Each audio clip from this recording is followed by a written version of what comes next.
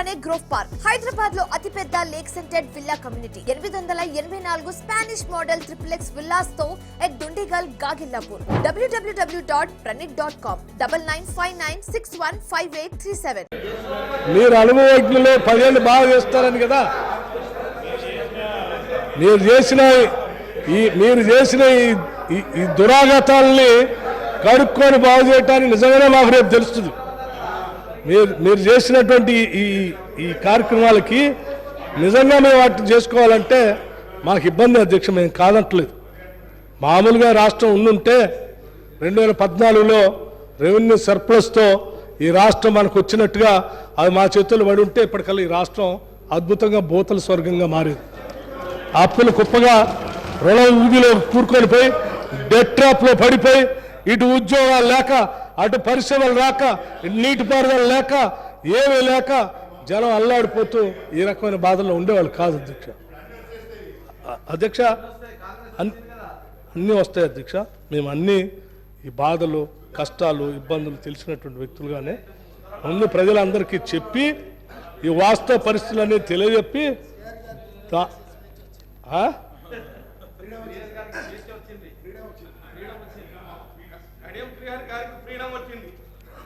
సరే ఒక కడియం శ్రీహరి గారికి ఏం కర్మ, రాష్ట్రంలో ఉన్న 4 కోట్ల మందికి ఫ్రీడమ్ వచ్చింది. వాళ్ళు 10 ఏళ్ల నుంచి అధ్యక్ష నేను గతంలో అటు అపోజిషన్ లీడర్గా ఉన్నప్పుడు పాదయాత్ర చేశాను అధ్యక్ష. ఆదిలాబాద్ నుంచి ఖమ్మం దాకా ఎక్కడికి నడిచినా ప్రతి దగ్గర నాకు ముందు చెప్పింది ఏంటి అని సమస్య అంటే, ఎన్ని సమస్యలు ఉన్నా పర్లేదు సార్, వాళ్ళు మాట్లాడదామంటే భయం అవుతా ఉంది. ఏందని స్వేచ్ఛ లేదు సార్, ఉద్యోగం రాలేదని అడుగుదామంటే ఏం కేసు పెడతారో తెలియదు. నా భూమి సరిగా రెవెన్యూ రికార్డ్స్లో ఎక్కట్లేదంటే దానిలో కటింగ్ పెడతారేమో తెలియదు. ఇంకేమని చెప్తామంటే నీకు పెన్షన్ కటింగ్ పెడతాం అంటున్నా. ఇంకేమని చెప్తామంటే పోలీస్ కేసు పెట్టి పరీక్ష పనికి రాకుండా చేస్తారు.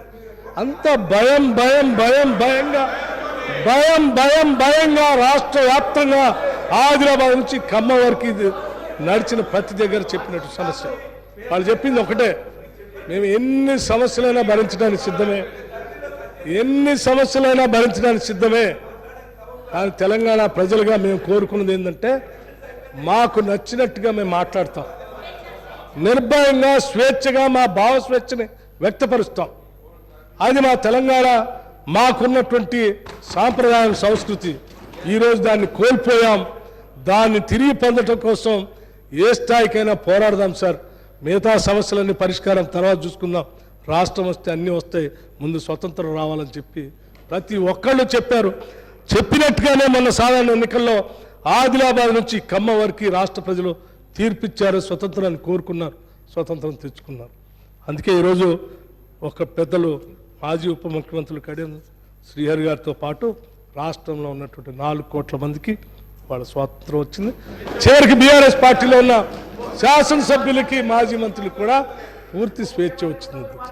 ఇది ఎప్పుడైనా మనం ఇట్లా నవ్వుకుంటా 10 ఏళ్ళు ఎప్పుడైనా ఈ రాష్ట్రంలో 10 సంవత్సరాలు ఈ రాష్ట్రంలో ఎప్పుడైనా ఈ సభలో ఈ రకంగా సహేతుకంగా నిర్భయంగా భయం లేకుండా నవ్వుకుంటా సభలో ఎప్పుడైనా చర్చించుకున్నామా?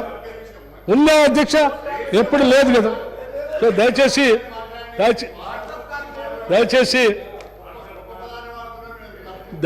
దయచేసి వాస్తవ పరిస్థితుల్ని మీరు హ్యాపీగా ఉండండి సార్, మీకు ఏ ఇబ్బంది లేదు.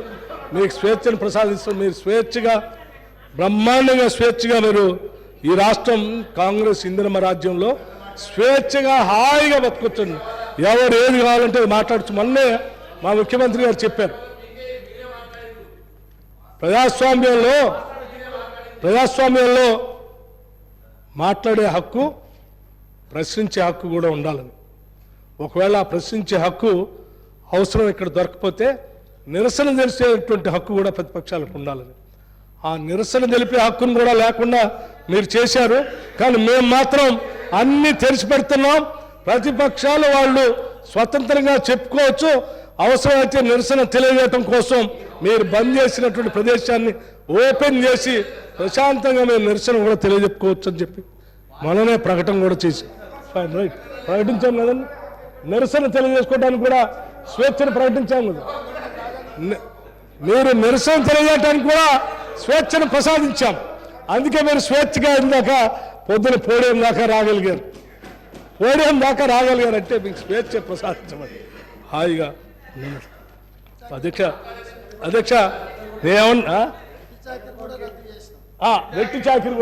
వెట్టి చాకిరి కూడా రద్దు చేశామని చెప్తా ఉన్నాను. అధ్యక్ష అంతిమంగా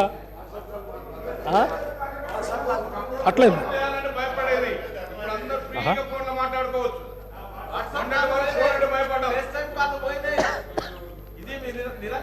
ఏం లేదు అధ్యక్ష.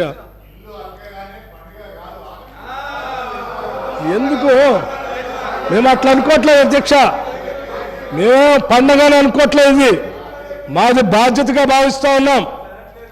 చాలా బాధ్యత ఉందని భావిస్తున్నాం. మా వెన్నులో భయం పెట్టుకొని మాట్లాడుతున్నాం. మేము అందించే పాలన కూడా మా వెన్నులో భయం పెట్టుకొని ప్రజలకు జవాబుదారితనంగా ఉంటూ వాళ్ళకి ఎట్లా కావాలో అటువంటి ఇందిరమ్మ రాజ్యాన్ని అందించడం కోసమే ఉన్నాం తప్ప ఇదేదో పండగనో లేకపోతే ఉత్సవాలనో లేకపోతే మాకు అధికారం వచ్చిందో కిరీటాలు వచ్చిందని మేము అనుకోవట్లేదు. మాకు ఇది కొత్త కూడా కాదు అధ్యక్ష. లేదు, ఇక్కడ ఉన్నటువంటి శాసనసభ్యులంతా కూడా చాలా సీనియర్ శాసనసభ్యులే. మేము ఇచ్చినటువంటి శ్వేతపత్రాన్ని పూర్తిగా అధ్యయనం చేస్తారని నేను ఆశిస్తూ ఉన్నాను. ప్రతి పేజీ విలువైంది.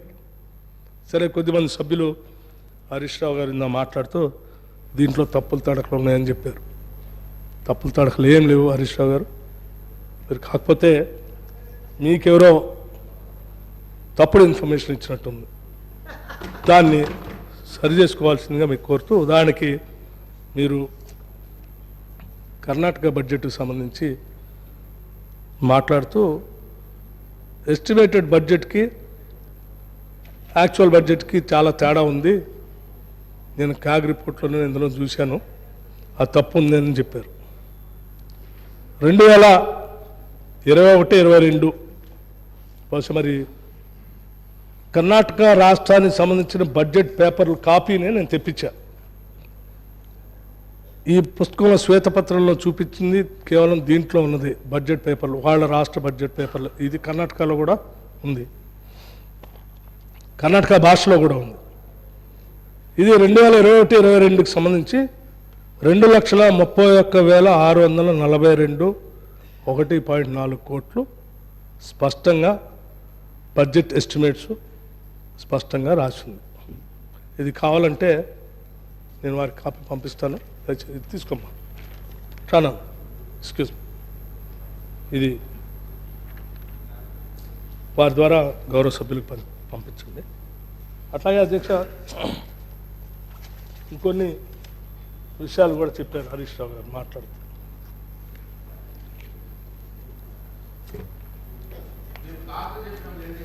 మీరు కాదు చెప్పారు, నేను యాక్చువల్సే చెప్తా ఉన్నాను, బుక్ చెప్పాను. నేను బడ్జెట్ పుస్తకం మీకు ఆ కాపీ పంపించాను, అందుకోసమే. ఏమండి, ఇంకోటి కూడా మీరు రెవెన్యూ రిసీప్స్తోనే మీరు పోల్చారు, జిఎస్డిపితో పోల్చలేదు, ఇది తప్పు కదా అని అన్నారు మీరు.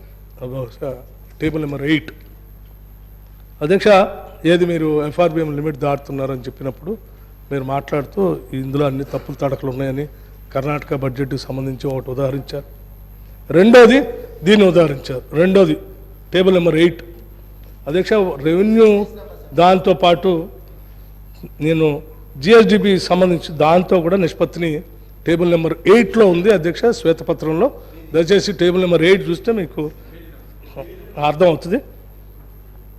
అధ్యక్ష, 2022-23 రివైజ్డ్ ఎస్టిమేట్స్లో 26.8